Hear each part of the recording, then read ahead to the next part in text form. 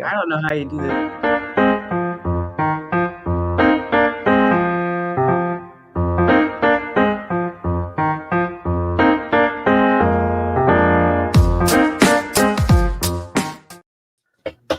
All right.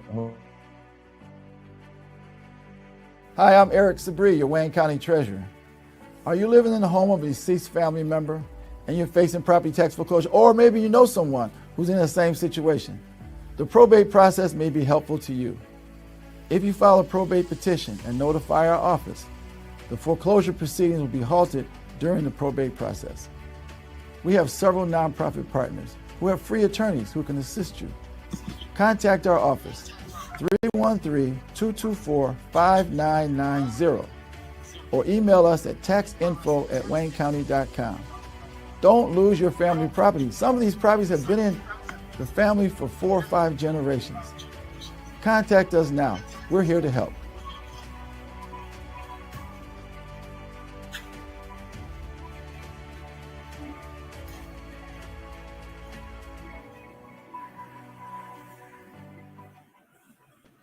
Okay, then.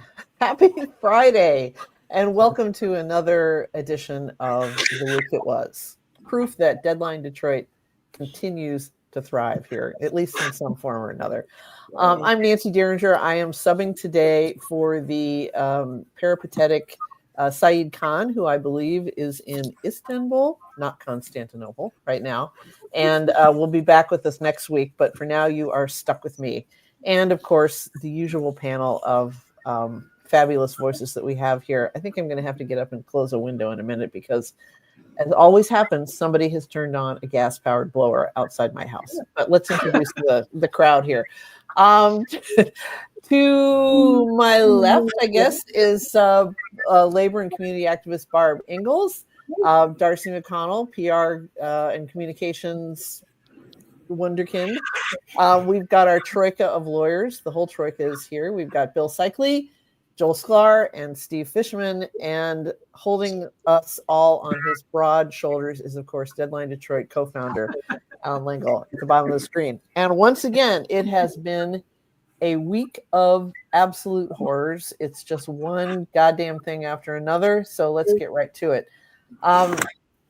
Since we've got all the lawyers here, let's kick off with what has been one of the most appalling stories of the week, which is, of course, the pardoning spree that the president has gone on.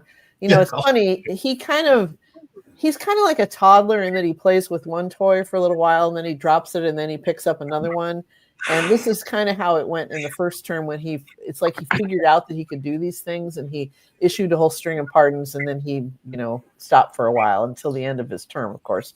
But this week, he pardoned several people that have shown no remorse for what they did, who are just basically flat out criminals, including a reality TV star, and probably the cherry on this rancid Sunday is Allan, we've got video. Let's go to it.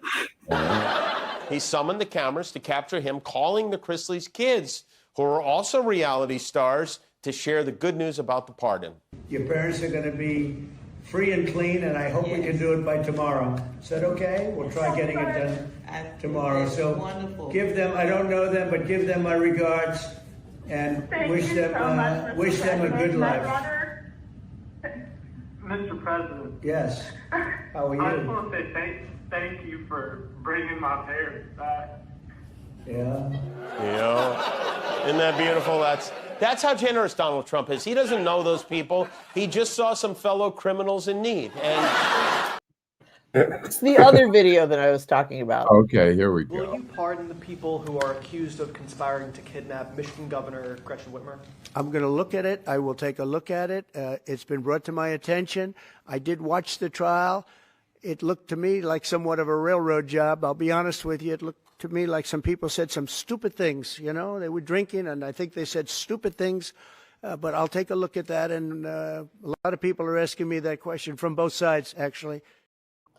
Okay, can I see the hands of everybody who believes that, for number one, Donald Trump watched the trial? Yeah, okay, I didn't think so. So there's one lie, but I mean, yesterday the Detroit News had a story that I think it actually originated with the Michigan Public out of the Mackinac conference, where the governor, when she was questioned about this, said that Trump had told her that he was not going to do this. So, and when she heard it was under consideration, she contacted the White House and reminded them of this promise he had made. But as we all know, Trump lies with every breath that he takes. So one of you lawyers kind of take this one away. Anyone? Co-case Steve. Well, when you say everyone knows, maybe Gretchen Whitmer is one person who doesn't know it. I was astounded. I'm sure you guys were astounded when she would say anything like that. I mean, the man had never told the truth other than by accident in his entire life. The thing that people have to recall and understand about pardon is different from commutation. Yep. Commutation is like Kwame, they let him out, right? A pardon gets rid of the conviction. And a lot of these people that he's pardoning had huge restitution figures. Right. They owed money to the people they cheated. And now, because they're pardoned, they're not convicted anymore, which means the entire sentence, including the restitution, disappears. And that's just something that people ought to think about. You know, when Kwame came home, instead of being grateful, like one would think you might be if you got 10 years or whatever it was cut off his sentence, what did he do? He whined, wait a minute, he promised me a pardon. Why did he want a pardon? Because he doesn't want to have the restitution, which he hasn't paid 50 cents toward. He doesn't want that hanging over his head. So that's something that people need to recognize, the distinction between a pardon and commuting somebody's sentence. Well, and then on that note, he actually had commuted Blago's sentence, and now he's actually pardoned him to make things more ridiculous. So, but Kilpatrick was not on the list, Steve. Right. One other thing I wanted to say, that when they wrote Article 2 to the Constitution, nobody conceived of the possibility that you'd have an individual like Trump as the president of the United States, because it was interesting, the thing that Allan showed. If he didn't know those people, then why exactly did they get a pardon? How much dough did they kick in? How many mem coins or whatever it is? I mean, when you're literally selling something, and this is something that you can't stop the president from doing unless we have a constitutional convention. Right. I mean, there was one gentleman at the meme coin fest who had contributed $1 million or paid $1 million. The next day, his mom was pardoned, I believe. You know, this is all the way around. His mother showed up. Right. He was pardoned. I apologize. So, but it's, you know, because it's corruption right in front of us, I guess it's not illegal. It's not wrong. It's absurd to me because it's so out in the open and so obvious and so blatant and so brazen. Where's the outrage? Where's the obvious outrage from everybody that this is the most, you know, he's monetizing every aspect that he can. Yeah. You know, with both hands. But the biggest part of this problem, to connect Joel and Steve's comments together, is the Constitution gives him unlimited power in this area. There's no restriction on it. And, you know, it's not something you can appeal. One of the things I think we've talked about on the show before is that I think Trump's biggest threat is the way he has destroyed any sense of norms in our country, political norms. You know, our whole system is based on some notion that we have some shared perceived values about what should be in this country. Equity, things like, he's destroyed all of that. And so look at what Joe Biden went through when he changed his position on pardoning his son. And I candidly think, I understand both sides of that issue. I understand why Joe did it. With Trump in, God knows what he would have done to Biden.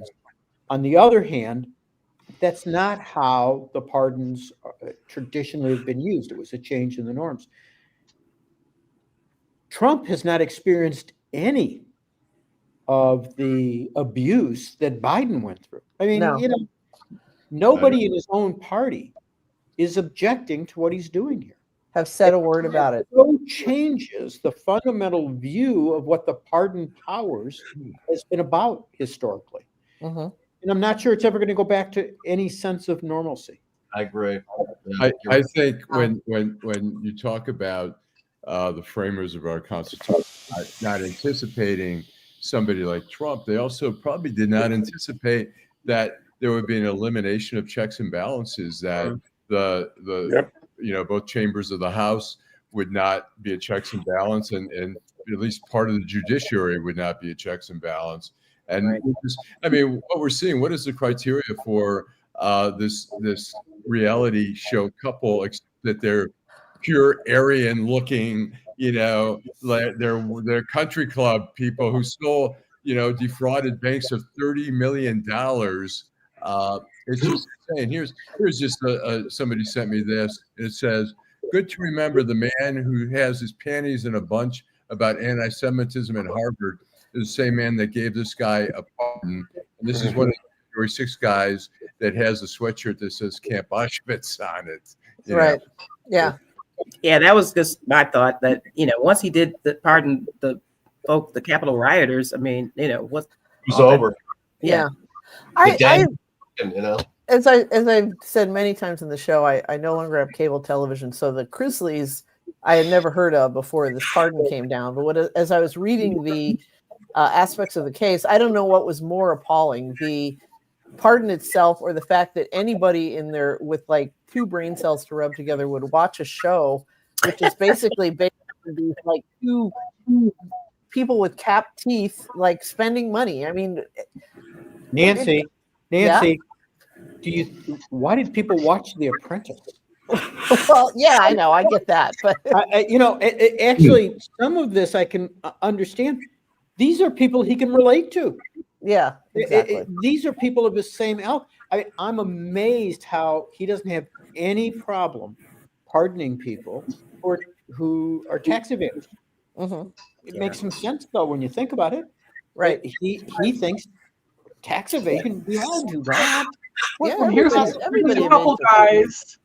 Here's a couple guys that said that they were going to kidnap the governor. They were going to put her in a boat and they were going to row her into the middle of Lake Michigan. No, they weren't going to row her. They were going to drive it out there. They were going to drive. Okay, these guys are not capable of rowing a boat, around Good Belle point. Isle. I saw that. That's why we call them gravy seals. But I mean, this is because they were going to.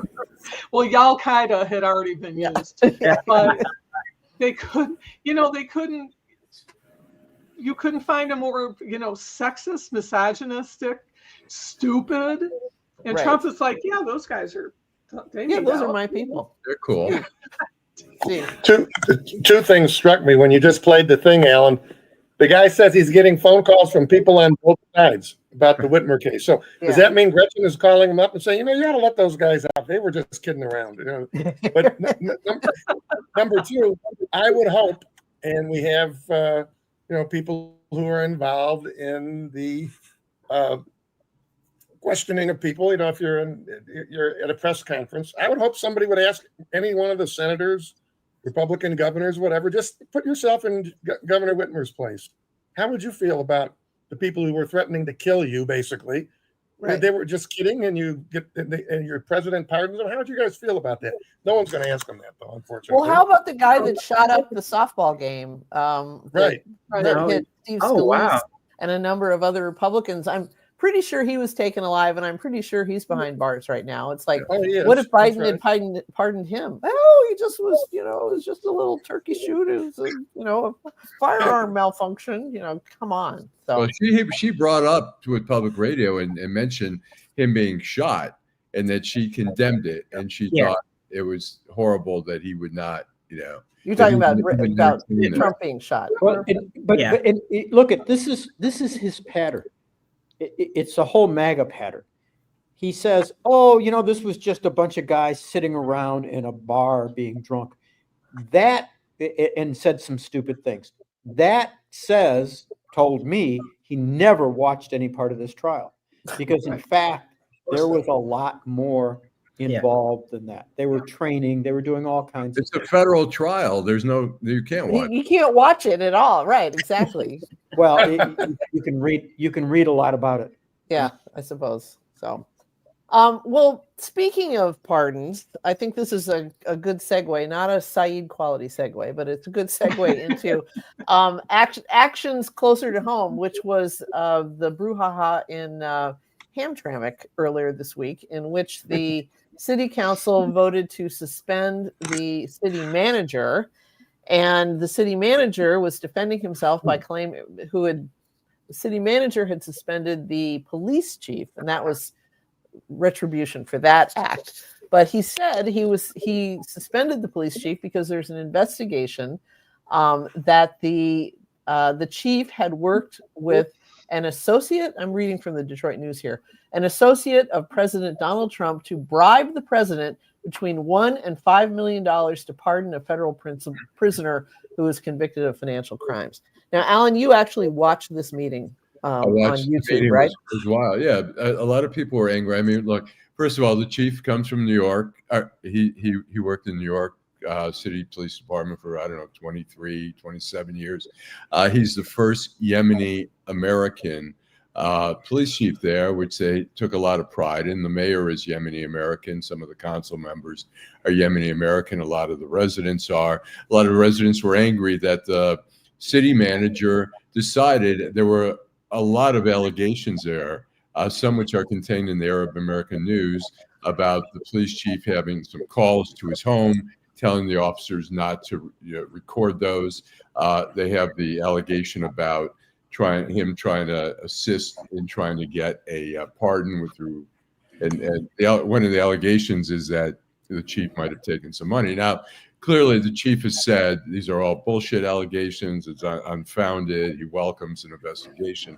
But at some point, the mayor was so angry during the meeting, and some of the residents saying, you should have given the chief a fair hearing or whatever to hear out what he had to say before you put him on administrative leave with pay. And so they came back, and it looked kind of vindictive, and they said, you know what?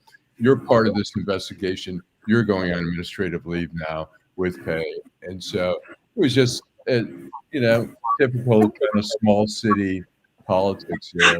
Well, when the mayor or when the city manager said it is standard operating procedure to put people on paid administrative leave when something like this is happening, you don't have to get their statement first. The whole idea is, okay, investigation's happening. Everyone involved is on paid administrative leave. And now we're going to. So, right. Yeah. I mean, the city manager was basically saying, look, this is my job. He says it's a duty. These allegations have been raised until we find out if they're true or not. There was also an allegation that he gave basically fake credentials to a restaurant owner. I reached out to this morning to see if I can get a comment from him.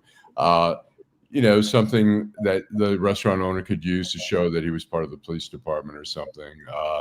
So there are the allegations. The Oakland County deputy scheme. Yeah. Yeah. So it's kind of a mess. But makes a lot of news. They're embarrassed by it, but Well, there's a lot that goes on in Hamtramck that they should be embarrassed by. I've been kind of dipping my beak in and out of the massive transformation of Hamtramck project that that the Free Press has been running this week. Parts of it are good. Parts of it I'm kind of like, you're just waking up to this fact that the polls are no longer the majority in Hamtramck. That's only been the case for 40 years now. But there's some interesting parts to it, and there's it's a shame. It's a shame that the Yemenis, having reached critical mass that they can now, sway elections, are throwing their weight around in this way. This sounds like something out of, literally a third world country. So there you go. Somebody was mentioning, they said it wasn't he. Trump has nominated him to be the ambassador, the mayor, Ghalib, to be ambassador to Kuwait. He has not been confirmed. There is some opposition. He has made some, what the ADL perceives as racist and anti-Semitic remarks on social media. They're trying to derail his appointment as the ambassador, but I'm not sure where that's at right now. But okay, whatever. Sure. All right. Anybody else before we move on? Let's now go up north, where the great event of windbaggery and cocktailing and schmoozing and various other activities is going on right now, which is, of course, the Mackinac Policy Conference, which is run by the Regional Chamber of Commerce. I've gone to one. Has anybody else Mackinac veteran here? Yes, too many. Okay, Yes. all right. I understand somebody has actually written a thriller novel based on the Mackinac conference, which I think is hilarious because Right. I always wanted to do like an erotic novel based on the Mackinac conference. I was like, because I Erotic or thought, neurotic? erotic, because I always thought this must be an absolute, like, bill paying week long bonanza for any sex worker who's willing to get on the ferry and go over there, because boy, those guys are in a mood to misbehave. But anyway, there's, of course, because this is it's an election year for both the city of Detroit and then next year for the state of Michigan. So there's a lot of polling going on now, and I understand that there is now a tie basically between Benson, Jocelyn Benson on the Democratic side, and former police chief. No, I'm sorry, not former police chief. What's his face? John James, the U.S. Representative John James, which would seem to suggest that Mike Duggan will be the factor here. I mean, well, what upside down world are we in now? Go ahead. I think one of the things the poll was saying is actually that Duggan is drawing equally from Republicans and Democrats. I think what the poll also showed is that Duggan has obviously a big name recognition in Metro Detroit, but outstate it's fairly low, and so I wouldn't rule him out. I mean, we've got a long time before this election, November 2026, and so. But at this point, John James is clearly the front runner as a candidate in the Republican Party, and Benson is the front runner there. But I wouldn't rule Duggan out at this point. Do you think he can win this, or do you think he's just? I don't see. I think he can win. Oh, no way. Darcy's the political consultant. Well, first, Nancy, I want to dismiss your characterization of the conference. It's all about policy, getting things done. I can't even say it with a straight face. Some client appreciates your efforts.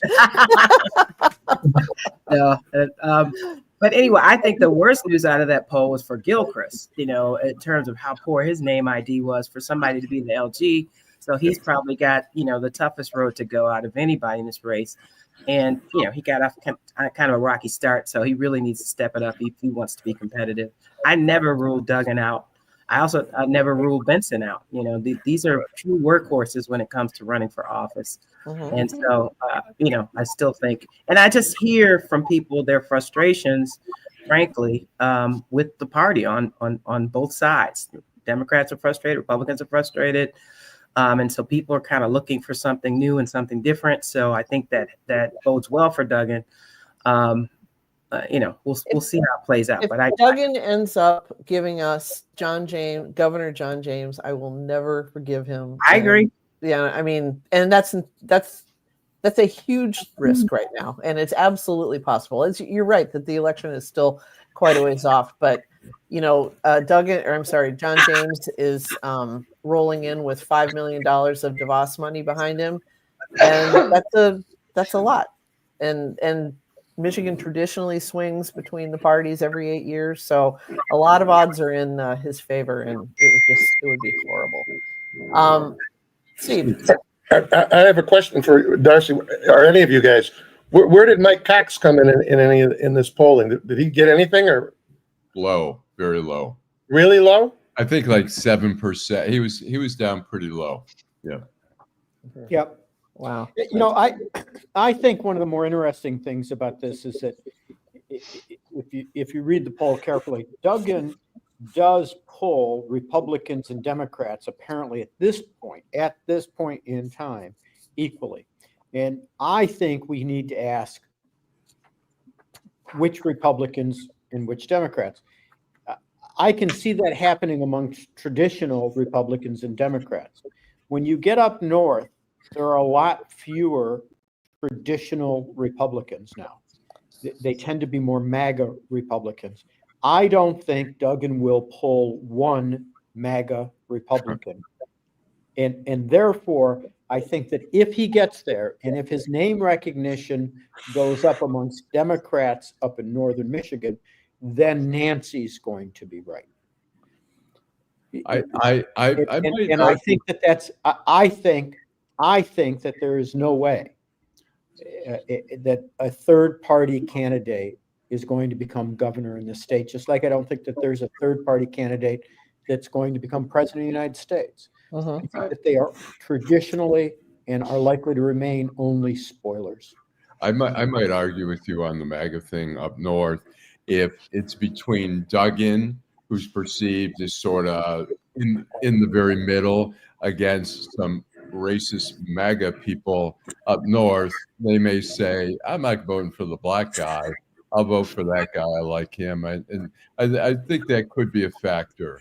Maybe not if Trump is in here beating the John James drum. Yeah. These people are religious zealots. You know, they have traditionally voted against all kinds of things that are in their best interest because Trump told them to. And at this point, we have to see what happens when the tariff nonsense and the Doge nonsense and the Medicaid cuts and all that stuff, when those chickens finally come home to roost in northern Michigan, we'll see whether they can connect that to the Republican Party. I don't know. From your mouth to God's ear, as my Jewish friends would say, because every time I hear somebody say, "Oh, this is going to be the demise of Trump," yeah, I don't say that at all anymore. I mean, I'm just saying you can maybe chip away a few votes with that kind of thing. And I think you're seeing some of that in the polls about Trump, and I think you're seeing some. You are really? Seriously? Okay. Darci, I hate to disagree with you because I think you're way smarter than I am. But I'm sorry. What I have seen in the polls is that his negative numbers continue to go up, but his supporters haven't moved. If the election were today, I think he'd get the same number of votes. Whether we could get more, whether the Democrats could get more, is another question. But I don't think the rabid diehard. But his statement before he ever became elected president, I could shoot somebody in the middle of Times Square and not lose a goddamn vote, still stands. It's terrifying to me, but I hate to admit that he was right about anything. But so many people, he's Don Corleone. He's a mob boss and rules like a mob boss. Steve's appropriately pointed out to us time after time. All you got to do is look at what a mob boss would do, and that's what he's doing. Yeah. Barbara, did you have something to say? Yeah, I mean, people are going to vote their pocketbook, though, and there's so many retarees in northern Michigan. Huge amounts of people are moving up there, and the MAGAs are one thing, but they're going to lose their shit too. And huge amounts of people are moving up there. I think a lot of people are retarees up there. If you spend a lot of people are retirees up there, but it's still I wouldn't say there's much. The census data doesn't really bear that out, but I understand what you're saying. I think one of the frustrating things is, and I would hope somewhere the media we're not on the boots aren't on the ground up there. We're not talking to people. I mean, once you see, I remember in 2016, I remember taking my father for lunch on a Saturday, and we drove through Wall Lake and Wixom, and this was a few weeks before the 2016 election, and the street was just lined. Maple Road was lined with Trump signs, and I went, holy shit, what is going on here? And so I think, it'd be nice to have reporters up there actually talking to people to get a sense of what the hell's going on. The parachutes will be deployed, I'm sure. Darci. Hopefully. The only thing I would mention, though, is we saw with Proposal 3 some shifting there as it relates to some of those northern counties, the reproductive rights initiative. So I think it's not as sort of black and white as folks think in terms of the folks who are there. All right. Let's take a commercial break. Let's take a commercial break. Hi, I'm Eric Sabri, your Wayne County Treasurer. If you're living in the home of a deceased family member and you're facing property tax foreclosure, the probate process can be helpful to you. If you file a probate petition and notify our office, the foreclosure proceedings be halted during the probate process. Contact us at 313-224-5990 or email us at taxinfo@waynecounty.com. We're here to help.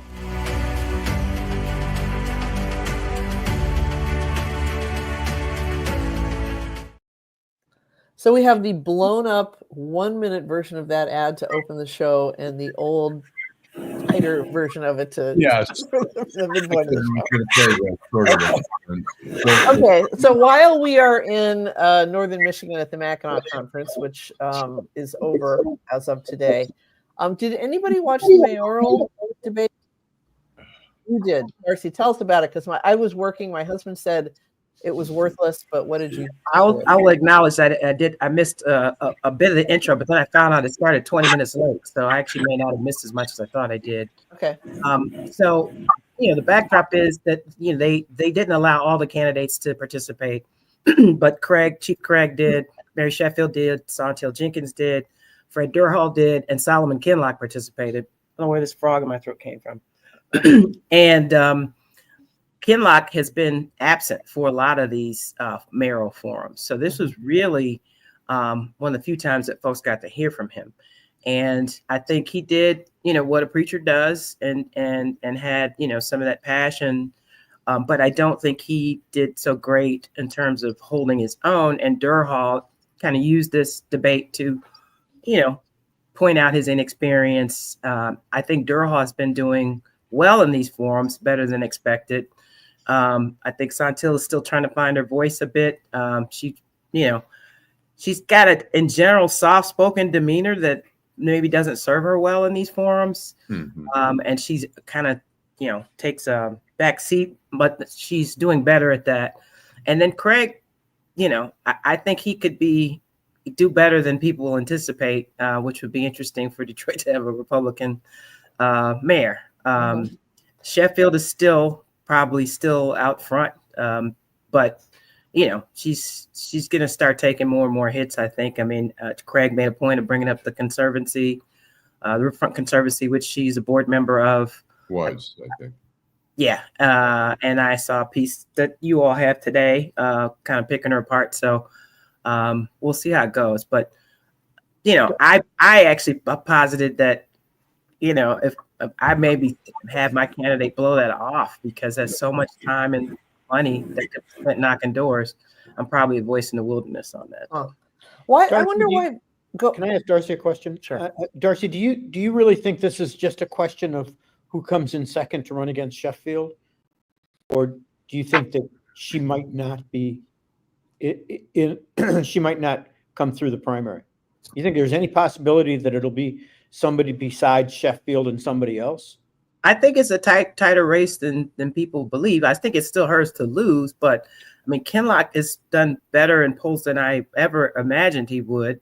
But I think his team says that, they're like points apart. And, so I also think it's still early. I mean, people are they paying attention right now? I also think Fred's working a lot harder than most people thought and is making more inroads than a lot of people thought. So, but I guess I still believe it's likely that Sheffield's going to make it through, and the question is who's going to come in second, and then we'll have a race. Sure, but maybe not.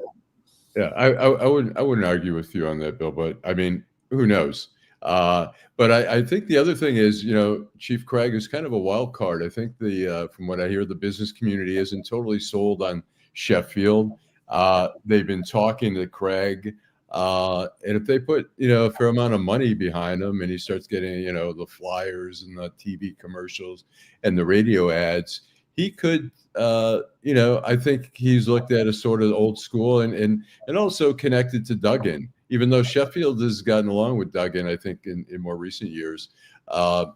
He's part of that Duggan regime. He was actually the deputy mayor at one point while he served as police chief. And I wouldn't rule him out, although I've seen him in these debates or forums or whatever. He's so kind of low key. He doesn't seem like a high energy, but he speaks well on the subjects, but I don't know. Does anybody think that Duggan, either formally or informally, will really come out behind anybody? Because I think that would make a difference. I don't think he will. I think he's always kind of, especially for the primary, like he's just, that hasn't been his MO, outside of some candidates he supported in the legislature, he really usually stays out of this kind of stuff. To your point about Chief Craig, I mean, at one of those forums, he was supposed to like go to the podium or something. And he's like, I need to sit down, like, and the other thing about him is terrible. The other question is, will I don't see him knocking doors. Like, I don't see him, going door to door. And so he could lose ground on the ground game. And I also say that my experience with law enforcement candidates is, they aren't the best campaigners. They have a weird dynamic about going to people's houses to ask for the vote and maybe a little bit of arrogance. And so I think, if he still can be very competitive for all the reasons that Allan named, but I think that could hurt him significantly. Yes, I mean, for a presidential candidate, he's not that old. He's 69, but in this race, he's clearly, I think, the oldest candidate there. And I mean, Mary Sheffield's, I don't know, she's probably 40 or something, give or take, or maybe she's 35. I don't know, but Fishman. No, I was about to ask that. I was about to make that exact same comment. That 69 years old. I mean, haven't we had enough of? I got to believe there's a decent percentage of the populace, especially the way Darcy described. I'm too tired. I got to sit down. Really, it's kind of a hard working job. Why was Todd Perkins not invited to this? I mean, is he not considered a viable candidate, or what? I think they based it on polling data, but Perkins for an attorney has not fared as well as we would have thought in some of these forums. I think he's getting better, but he really kind of stumbled and mumbled in a few of these candidate forums. So What do you mean? Surprising, but he's gotten better. What do you mean, Darcy, when you say stumbled and mumbled? What do you mean?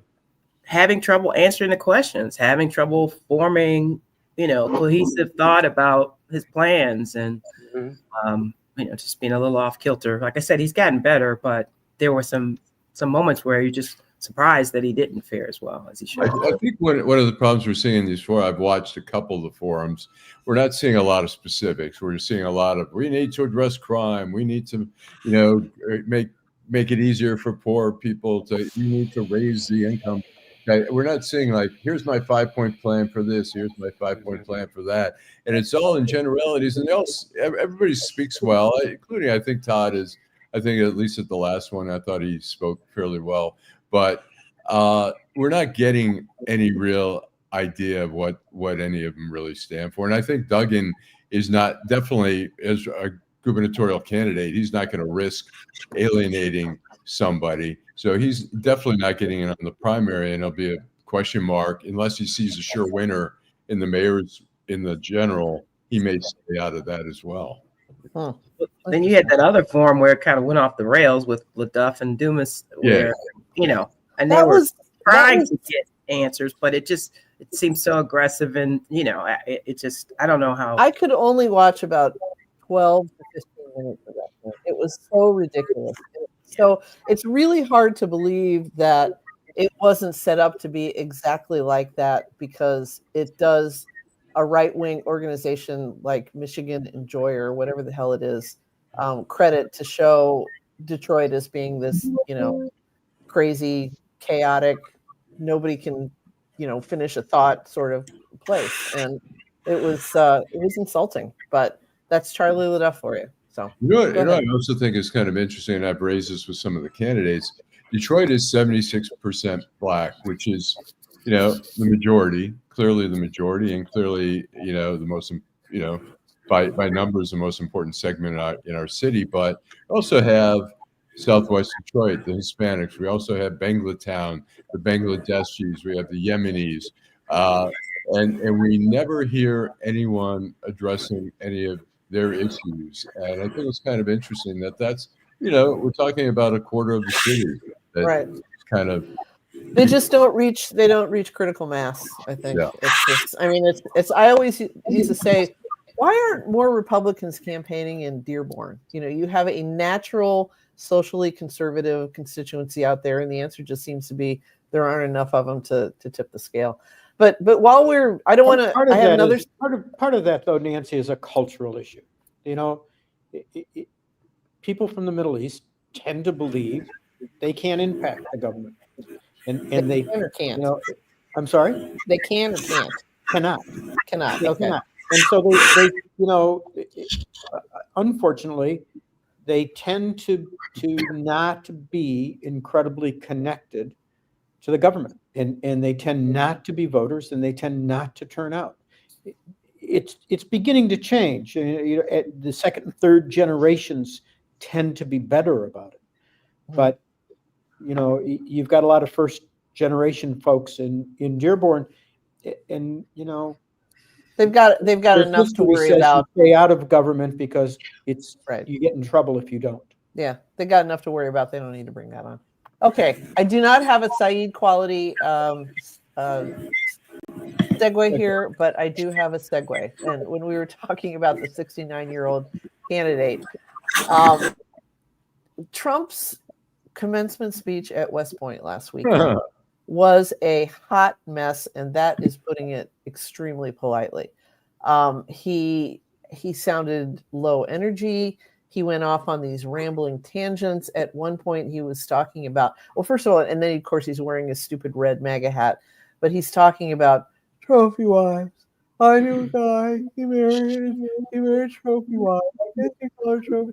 I mean, it's like he sounds like your grandpa who has one foot in, the dementia ward and is tired and is sundowning and everything else. And this is the premier military academy in the United States of America. What the F here, Steve? I thought, all I thought about was, what if you were either one of the graduates or one of the family members? Because a lot of people who graduate from West Point, they have dads who went to the Navy or moms who graduated from the Coast Guard Academy.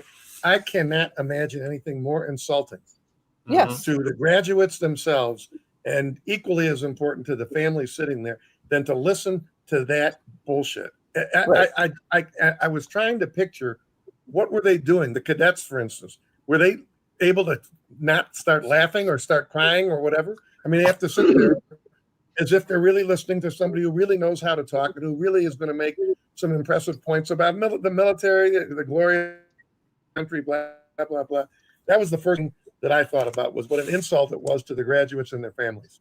You know what I thought should have been the appropriate response? Blowjob! Blowjob! Blowjob! Perfect. I agree with Steve. But again, going back to the elimination of norms. Every president who speaks at West Point stays and shakes the hands and talks to every one of the cadets. It's a time-honored tradition. Yes. His statement was, "I've got to go deal with China and Russia, and I got to go." He went and played golf. Yeah. Again, destroying these traditions. But there was a great, I can't remember where I read this, but there was a great letter written by one of the cadets to President Trump online, and he published it online, in which he talked about, I'm concerned about the destruction of these norms and how you handle it. We need to hear about this country and how great it is, not how terrible it is. We need to know. We don't need to hear about trophy wives. And, we have a tradition. Every president that's ever spoken to us has stayed and talked to us. And you're deciding that golf was more important is troublesome. I think Secretary of Defense Pete Hegseth is going to see that guy is stationed at perhaps the South Pole, or Greenland. Not Greenland, that's too hot of a spot right now, but some very cold, miserable, out of the way place, and he can think that the odds of this guy staying in the military very long. You don't know what this. I mean, I think this administration is capable of prosecuting the guy as being treason. I mean, this is. Yeah, it's really thin ice we're on it, because everything gets more. Look at the investigation of Comey for putting, shells in that says 8647. All this stuff. It's insane. Right, but this is how the administration reacts. You know, it's like a bipolar individual. Everything's absolute. There's no gray area. Well, and you know, that's what we're seeing. So this guy's bad. He's going to get punished, and there'll be other people get punished. We're just deteriorating the norms, democratic principles. Well, and at a time when we are still hearing about Jake Tapper's stupid book, and Biden was old, Biden had dementia, Biden was frail. And it's like, and this is happening, like as Steve says, this is one of the most important and solemn duties that a president, ceremonial duties, I'll say, that a president has. He totally fucked it up. He sounded like you said, your grandpa, and nobody's saying a word about it other than people like us, Right. So, yeah. So go figure. Well, I mean, look at you can understand why. Look what happens to ABC when people at ABC try to stand up to him. Look what happens to any reporter who tries to stand up to him. Yeah. Yesterday, that's a nasty question when you asked about being taco. Well, let's get into that. So, Allan, you got a good segue here. So this is kind of incredible. Since taking office in January, Trump has changed his tariff policy more than 50 times, as any stable genius would. And that is starting to catch up to him. Yesterday, he blew up at a reporter because she asked him about a new nickname that's been making the rounds on Wall Street. They're calling him Taco, which is an acronym for Trump always chickens out. Taco. And you're not going to believe this. He doesn't like the nickname at all. She asked it, he called it a nasty question, but it seems to be catching on. There's been an outpouring of taco-themed AI on social media featuring our Crunchwrap Supreme Leader in all manner of chicken garb, rooster hair. I like the "Let's Go Taco" signs that have been appearing everywhere. Well, I'm sorry that he didn't include the clip of him yelling at the reporter in the Oval Office who asked him about that, because it was classic and awful, exactly. But once again, this year's hero. Yeah, once again, these tariff policies, and I refuse to call them policies; they're just whims. Have been scrambled yet again. We had the court the federal court that found that they were illegal on their face. Then we had another federal court putting a stay on that federal court's decision. And once again, businesses that like to have 5, 10, 15-year plans are sitting there going, what is going on here? I mean, what do we, at some point, this has to come. It will. I mean, that glacier that covered that yesterday or 2 days ago, it's kind of the same here. That glacier is going to come down. It's going to be rapid. It's going to, it's going to break. And it's going to be terrible. So right. It's going to be real consequences. And to what our RFK Jr., what he's doing is obscene. Demonizing these medical journals. Science itself, using AI as the gold standard, which is crazy. He published a paper that had citations that were made up. Right. Yep. That was almost that, and I'm glad you brought that up, because the suspicion that ChatGPT or some form of AI was used to craft the tariff policy, at least the Liberation Day version of the tariff policy. Is pretty strong. The evidence that they essentially said, how can we come up with a tariff structure based on whatever is pretty strong. That came from ChatGPT. The same thing happened with this report that RFK or Secretary RFK put out or released a couple days ago. Allegedly one of the smart ones in this particular administration, and he called it the gold standard, and it was and again, it had has all these citations of scholarly papers. And so some reporter calls up one of the names on this paper, and she's like, what paper? We never wrote about this. It's another AI hallucination, it sounds like. It's like, how is this happening?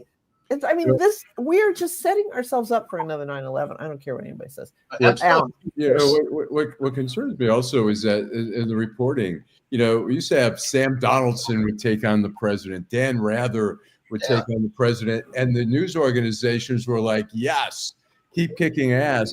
I think people are afraid now. Like Paramount with CBS is trying to suck up to these people. They know it's a frivolous lawsuit against 60 Minutes, and they're still talking about giving like at least a minimum of $15 million. Trump says, no, I want $25 million. He says he was distressed by the editing job. I've never heard of a fucking thing like that, of being in the business all these years. I've never heard anything like that. It's the most frivolous lawsuit. Bribery. It's bribery. It's preposterous, and they have apparently Not they have it's extortion, but they have a board who is looking at nothing other than the bottom line. And this is kind of like when I used to work for the Columbus Dispatch, they finally got a law firm that says, stop settling these bullshit libel cases, that just encourages more of them. It's like, absolutely. It's like lean hard on them, stop rolling over, and you'll find that you get sued a lot less. And that's what happened. I mean, you cannot tell me that Paramount and CBS doesn't have the resources to do this here, because they're just making it worse for everybody. So that's why, thank God for NPR. NPR is standing up and suing them for what they're trying to do to take away the funding. And this is an independent voice, such as it is. Mm-hmm. By the way, if you want to support your local NPR station, WDET is doing a really great. They've hooked up with this local artist, and they have some really good T-shirts coming out. So Go. No, I'm just saying it's a benefit for WDET. And if you're tired of carrying around the stupid tote bag with the NPR logo on it, or a mug, it's like, get one of these.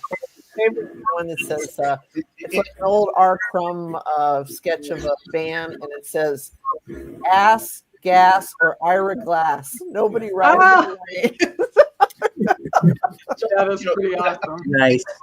I just wanted to make a mention that, while this tariff madness goes on, they said right now it's cost companies $34 billion, and then the average person is losing like $950 in purchasing power. So, and like you said, it's just the beginning of the crash, and we know Michigan is going to be severely impacted. It's going to be hit hard. And one of the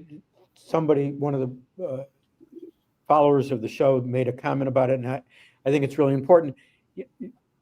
I read an article the other day that Trump's net worth is increased by over $2 billion during his presidency, and I don't think there's any question that, again, consistent with Steve's position, that this guy's just a don in organized criminal empire, that he's manipulating the markets and he's having his family reap the benefits. He knows in advance what's going to happen. He knows what to buy and what to sell. And there's no way you increase in this short a period of time your net worth by $2 billion without doing shit like this. Yeah. Exactly. He's openly selling access to himself. Just about the attack on academia that's continuing with Harvard. Eliminating all foreign students so you can have white students. Is that MAGA DEI? Is that what I'm hearing? Is that what that is? The white students may not be as qualified, may not be as bright, may not be as able, may not be industrious, but we're going to get rid of all the foreign kids so we can have white kids in there. That to me sounds, a lot like racism. Sounds a lot like DEI for white supremacists. It's white supremacy, is what it is. White supremacy. Wait, you mean the guy who took the article out about the about the 6 kids who were falsely accused of Central Park. Central Park 5, I think it was. You think that guy might be a racist? Right. Actually, we have it. You're announcing your policy essentially that this is MAGA DEI. Where's the fucking craziness? And again, it's destroying norms. It is insane, and it is the classic, Trump. What he's doing is out in the open. It's clear to all of us, and all of us are stunned, but nobody does shit. Wait a minute. Hold on. I've got to challenge that, Joel. What he has done is taken a part of the country that believes in that shit and made it his own. He has weaponized racism. DEI has become negative. When you think about what DEI really stands for, diversity, inclusion, equity, these all are good bad words. things. Right. To make that evil just demonstrates that what he successfully has done is gotten these people to say, you have been screwed by this notion of equity. The pie's only so big, and they've taken a section of your pie, and he's rallied them. Those are his supporters. But it's evil for thee, not for me, right? It's like it's evil for all you guys, but it's perfectly cool to elevate disqualified white people to go to fucking Harvard. Right. Darcy. Well, so I was going to say that he gave people permission who felt that way already. Right? So let's be clear. These are not like, I mean, certainly he's influencing some generations that may have not felt that way or may not have been inclined that way. But you got to remember, he's building on what the Tea Party started, who were upset that an African-American was president. So he just really, kind of took the ball that, that foundation was laid when Obama became president. So, right. Well, that foundation's been part of this country. I agree. Yeah. But I think the tipping point was a black man is president. Take the whistle off the tea kettle. The tea kettle's still boiling. You're just not hearing about it. Right. No, I said from the beginning that this campaign against DEI is run by a bunch of mediocre men who are worried, how is their mediocre son going to get a job if he has to compete against a smart Chinese or black person? I mean, that's just, we can't have that. So anyway. All right. Well, part of my pledge when I host this show is to try to bring it in as close to 1 hour as possible so that Steve can get back to his work. Let's go to our final segment, Allan. Downtown Detroit, Robert Wells, Schmuck of the Week. Okay. Once again, we have such a rich banquet of schmuckitude to choose from this week, but let's take it away. Darcy, you're our special guest today. So. Oh boy. So I'm just going to stick with who I wrote originally, even though we talked about it already. And that was Governor Whitmer, who, seems surprised that Trump, may go back on his word about pardoning the people that plotted to kill her. And then for her to, again, what did you think was going to happen with this guy? I understand being in that seat to try to work with anybody. And she's always kind of talked about, the bipartisan approach, but this is a different animal. It's a different guy. And so for me, sorry, Big Gretch, but you're my schmuck of the week. Okay. Barb. Mike Johnson of the little nasty smile and the little pursed lips, who says that work requirements have a moral component to them because work people on Medicaid. For Medicaid. Right. Who refuse to work are defrauding the system. And the idea of, the very idea of a man who considers himself some kind of a moral leader saying something like that. People on Medicaid are there for really good reason because they have no other resources to go to. And, and it's also true that something like 90% of people who are already on Medicaid are working. They work. They need Medicaid because they are poor. I mean, they are not, and they're working poor. And there is no, and we don't, this is the closest thing to any kind of universal health care that we've got. And it's saving people's lives and it's putting food in people's mouths and it's getting them their medical care. And so Mike Johnson, no, my schmuck. Okay. That's a good one. There's a meme out there that shows a picture of somebody talking to another person saying, if all these immigrants are freeloaders, why are they doing raids at work? Yeah, that's true. Yeah, that's absolutely right. Steve, what you got? Oh, hold on. We got, okay. Oh, wait, hold on, Steve. We muted you. You're muted. Now you're unmuted. Go ahead. All right. Nancy, you elected my schmuck of the week when you sent us that article. Elon Musk is my schmuck of the week. It's astounding how many things you learn about this guy as time goes on. But this business was sucking down fentanyl and ketamine and blowing cocaine and 15 kids. What a great role model for your children. Here, pass that cocaine over here. Let me shove a little bit up my schnoz.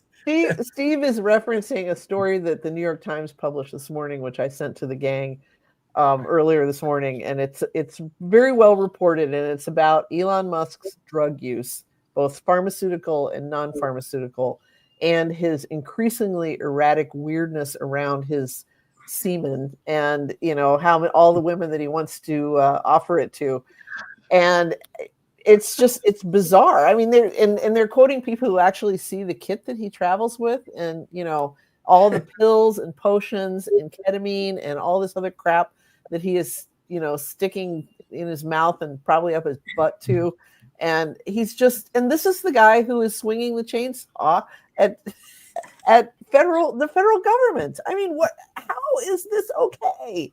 Yeah, I keep going back to this, but anyway, that's my guy. Okay. All right. Bill.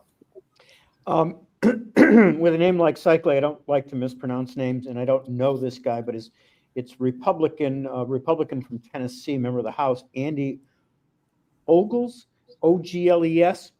Ogles. Sounds like Ogles. Oh, wow. Who has proposed a bill to amend the Constitution to allow Trump to run for a third term. Now, that seems, constitutional amendments are usually hard to get passed and get through. I want to point out you need 2/3 of the states, but the Republicans control 27 of the state legislatures. And the idea that that the amendment could occur. Now, if Obama told me that he was willing to run, I might support this bill. But I think Michelle might actually divorce him if he would agree. So I don't think that's going to happen. But this is dangerous stuff. Guy is in an interview on Fox said, "Look, I see nothing more important than allowing Trump a third term." Let's see, he would be crazy stuff. 82. If he was to run again, he would be 82 because he's 78 now. Or maybe he turns 78. He serves until he dies, Nancy. Do you guys think that he would even live that long? I mean, honestly, that is the most unhealthy looking human.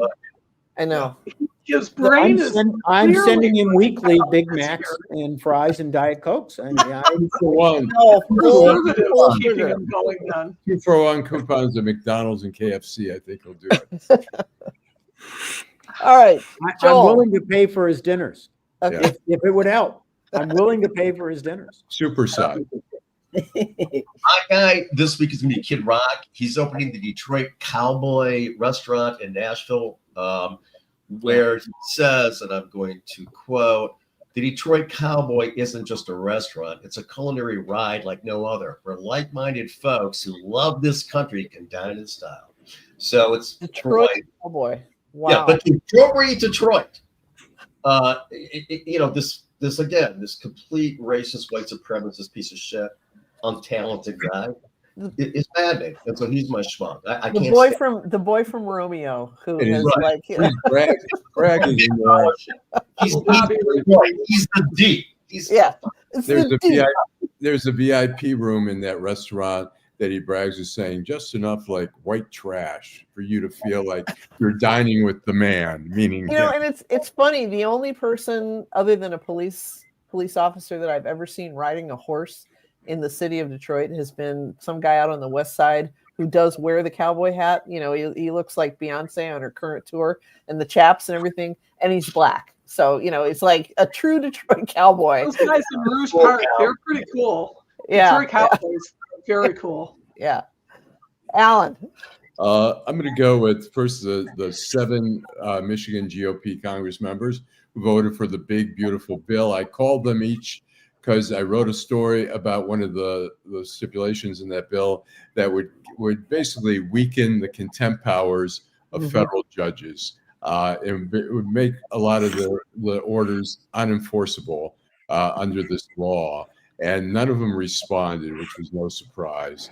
The other one is real quickly Judge Joseph Slavin, the district court judge in Taylor, who the Judicial Tenure Commission filed a grievance against. He is publicly degrading the chief judge, publicly degrading the court staff. He had a sign in his courtroom of a friend running for a judgeship and would talk him up during Zoom sessions in between breaks, a lot of other things. So he sounds like a real schmuck. Those local district courts are like fiefdoms. You know, they're like they're little cities, and the judges run them like fiefdoms. I mean, super district courts and those judges, and they're little fiefdoms. It's incredible, and the animosity between the judges is crazy. The infighting is like it's insane. So yes, I can see where there should be some tension there. Okay. The JTC has been busy though, right? I mean, this is this unprecedented, guys, in terms of how many judges are. Yeah. So, you know, all right. People that we don't know. Okay. All right. That leaves me. I am going with HH Senator Robert F. Kennedy Jr. who has who is pulling the government recommendation for COVID boosters from everyone other than the elderly which is anybody over 65, and a few other high risk groups. But basically, it's going to be a lot harder for people to get it because if you are not if you want a COVID booster, you're probably going to have to get some kind of note from your doctor. It's entirely possible that soon your insurance won't cover it if you're not in the high risk group. And my daughter, who works all winter long in nightclubs and bars, is probably going to get COVID again. Her parents will of course line up as we always do for our 9th. I think it'll be my 9th COVID booster this fall. But for that, I'm just going to have to give it to, the much decorated with schmuckitude Senator or Health and Human Services Secretary Robert F. Kennedy Jr. So that's mine. All right, then. That brings us to the end of another edition of the Weekly List. Thanks for sticking with us. Sorry we went over an hour, but these things happen.